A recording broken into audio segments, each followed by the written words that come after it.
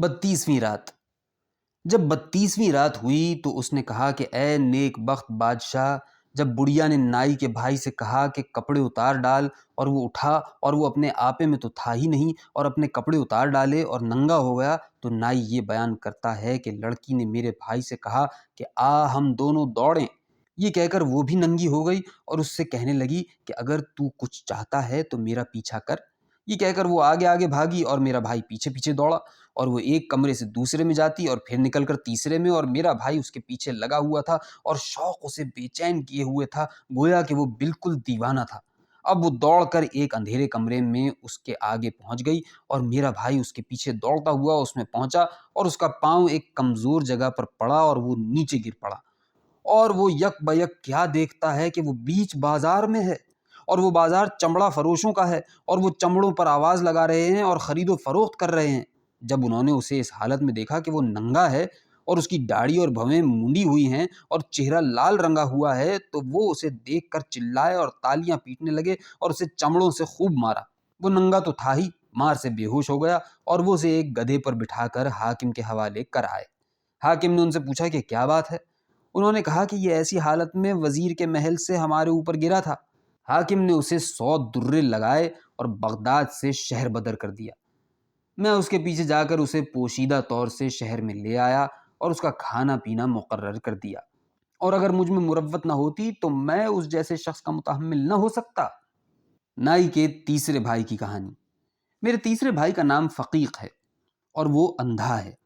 ایک دن وہ قسمت کا مارا ایک بڑے مکان پر پہنچا اور دستک دی تاکہ اس کا مالک اس سے سبب پوچھے اور وہ سوال کرے۔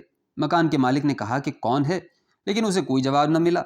اب میرے بھائی نے سنا کہ وہ بلند آواز سے پوچھ رہا ہے کہ کون ہے، لیکن میرے بھائی نے پھر بھی جواب نہ دیا، اور سنا کہ کوئی آ رہا ہے، یہاں تک کہ وہ دروازے پر پہنچ گیا اور اسے کھولا اور اس سے کہا کہ کیا تو اندھا ہے؟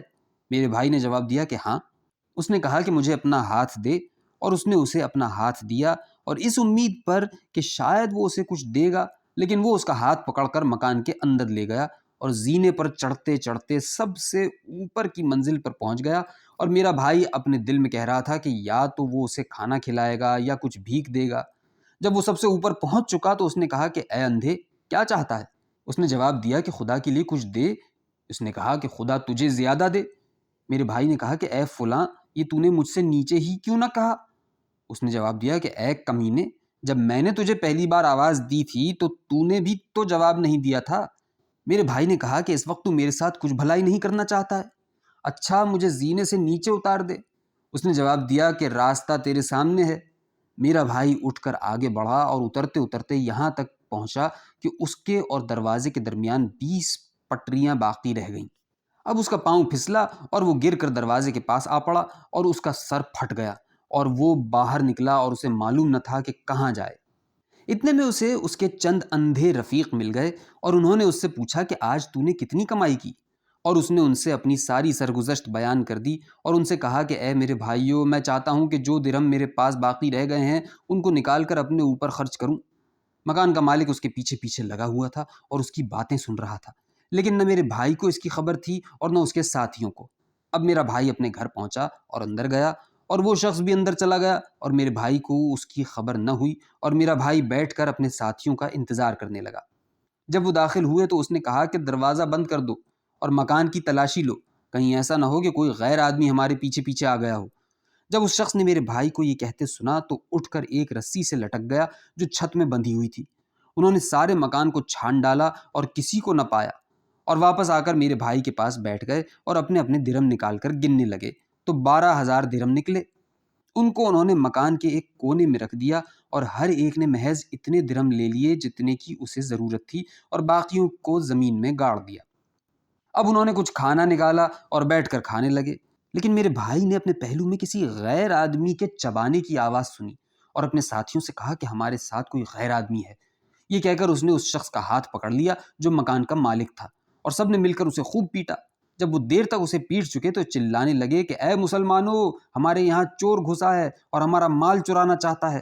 یہ سن کر بہت سے لوگ جمع ہو گئے اور وہ شخص آگے بڑھ کر ان سے لپٹ گیا اور وہی دعویٰ کرنے لگا جو اندھے اس کے اوپر کرتے تھے، اور اپنی آنکھیں نیچی کر لیں تاکہ کوئی شک نہ کرے کہ وہ بھی ان کی طرح اندھا نہیں ہے، اور چلانے لگا کہ اے مسلمانوں، دہائی خدا کی اور سلطان کی، دہائی خدا کی اور شہر کے حاکم کی، کیونکہ میں حاکم کو ایک بات بتانا چاہتا ہوں۔ اتنے میں لوگوں نے میرے بھائی سمیت سب کو گھیر لیا اور ان کو حاکم کے مکان پر لے گئے۔ حاکم نے ان سب کو اپنے سامنے کھڑا کر کے پوچھا کہ کیا ماجرا ہے؟ اس شخص نے کہا کہ ٹھہر جا، بغیر سزا دیے تجھے کسی بات کا پتہ نہ چلے گا، سب سے پہلے مجھ سے شروع کر اور مجھے سزا دے۔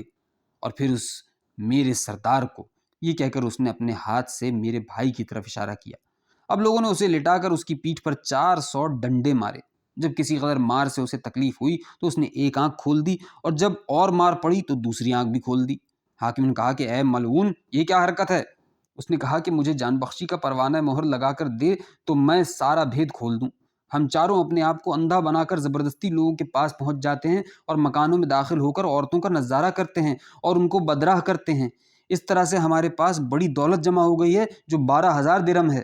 جب میں نے اپنے ساتھیوں سے کہا کہ میرا حصہ 3,000 درہم مجھے دے دو تو وہ اٹھ کر مجھے مارنے لگے اور میرا مال ضبط کر بیٹھے، اور میں خدا کی اور تیری پناہ چاہتا ہوں کہ تجھے میری بات کا یقین آ جائے، لہٰذا ان میں سے ہر ایک کو مجھ سے زیادہ ڈنڈے مار اور وہ اپنی آنکھیں کھول دے گا۔ حاکم نے ان کو سزا دینے کا حکم دیا اور میرے بھائی سے شروع کیا اور اسے شہتیر سے باندھ کر کہنے لگا کہ اے گنہگارو، تم خدا کی نعمتوں کا کفران کرتے ہو اور اپنے آپ کو اندھا ظاہر کرتے ہو۔ میرے بھائی نے کہا کہ اللہ اللہ، ہم میں سے واللہ کوئی اکھیارا نہیں۔ اب اس پر اتنی مار پڑی کہ وہ بے ہوش ہو گیا۔ حاکم نے کہا کہ اسے ہوش میں آ جانے دو، پھر دوبارہ اسے مارنا۔ پھر اس نے اس کے ساتھیوں کو مارنے کا حکم دیا، ہر ایک کو 300 ڈنڈے، اور اکھیارا ان سے کہتا جاتا تھا کہ آنکھیں کھول دو ورنہ اور مار پڑے گی۔ اب اس شخص نے حاکم سے کہا کہ یہ لوگ آنکھیں تو کھولتے نہیں، لہٰذا کسی کو میرے ساتھ کر دے کہ درم لے آئے، یہ ڈرتے ہیں کہ کہیں لوگوں میں ندامت نہ ہو۔